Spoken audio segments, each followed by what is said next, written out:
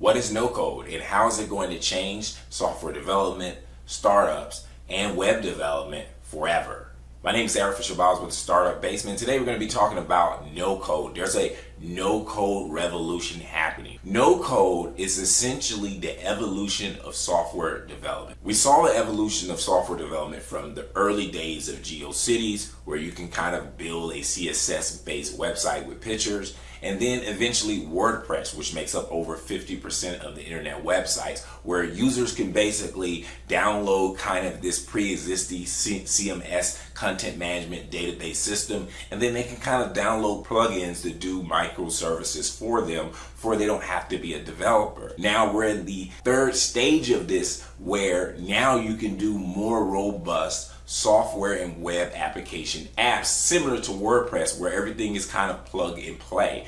Really what it is really the outsourcing of microservices. Here's what I mean. Traditional web development is basically made up of three stacks: the front end, the middle layer, and then the back end. The front end is what you see, the user, the web layouts, and etc. The middle layer is scripts and code telling the software to basically run processes that usually interact with the front end and the back end to deliver a result to the user. For instance, you go to a website, you click a button. When you click that button, the coder who wrote the script will make it do some type of process that would initiate a command. That command will interact with data in the back end and do some calculations and ultimately deliver a result either on the front end, back end, or outside of the app, which is basically delivering the service. Now, everything that I just explained right there requires a developer or some type of specialized developer who designs the front end, how everything looks. Some developer who writes JavaScript that basically specializes in that. Then some database administrator who specializes in creating and managing databases.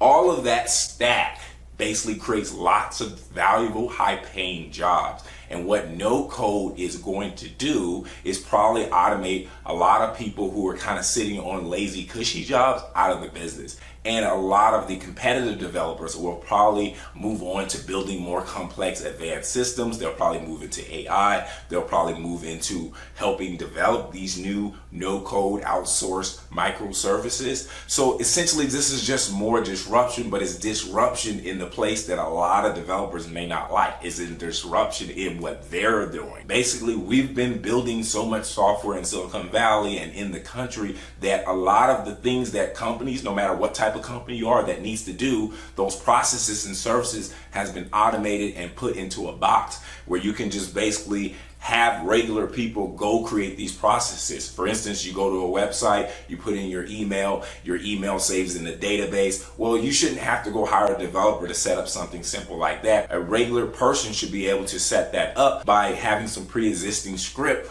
written by programs like no code. We have basically mastered what this is and what these services are. So why are each organization in a company hiring developers to redo what thousands of other companies are doing as well? It doesn't make sense for us to keep paying people to do the same thing at 1,000 different companies. And really, at the heart of it, that's what no code represents. It's disruption and efficiency, and is going to push the entire software industry forward. The natural next question becomes, do we still need developers? And the short answer is, of course. Software development is not going nowhere, and we're going to still need developers. We need developers to actually create the no-code platforms. We need developers to go into AI to solve more important problems in society. So in reality, software development is not going nowhere. Now, here's where the threat represented in no code.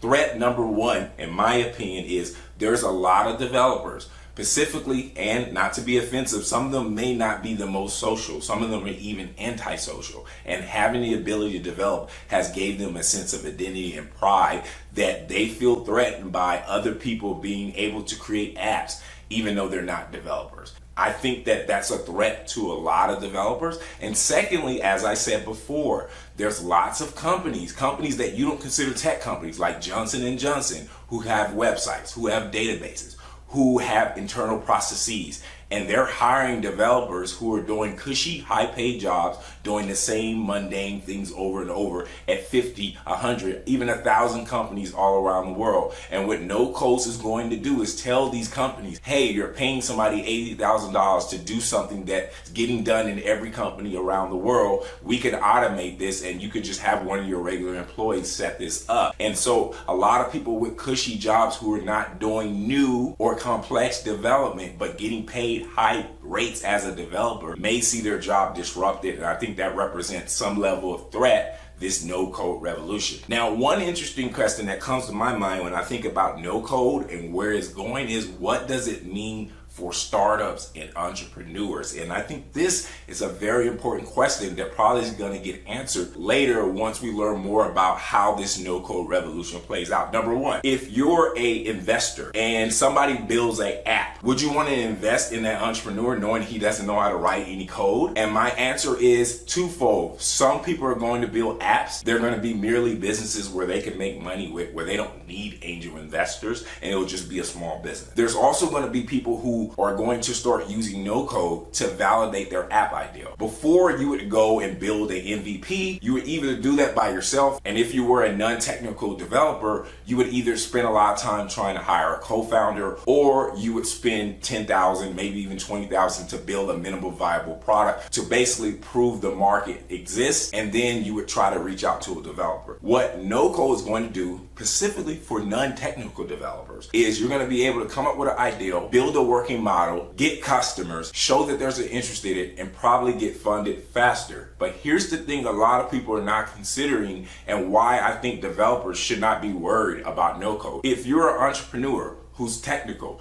you're given even more of an advantage now. Because if you already can code, and you can go code up your app ideal in a no-code environment even faster, take it to a developer and say, hey, I can actually build this, but I built it in no code just to prove the market, you'll get funded faster. So I don't understand why developers who potentially could be entrepreneurs wouldn't want no code. Why would you want to go write all that code and take forever and basically have the headache of doing that when your goal is to build a business, make money, and grow a company? So actually, in many ways, it does open the door for more regular, non-technical people. But if you're a developer / entrepreneur, no code is a godsend for you to be successful faster. But here's the revolutionary part about no code as it progresses into the future. Coders only represent 1% of the population, because basically they won the genetic lottery, in my personal opinion. Yes, you can learn to code, but a lot of people who end up coding already have certain neuroplasticity in their brain to make them good for physics, engineering, geometric shapes,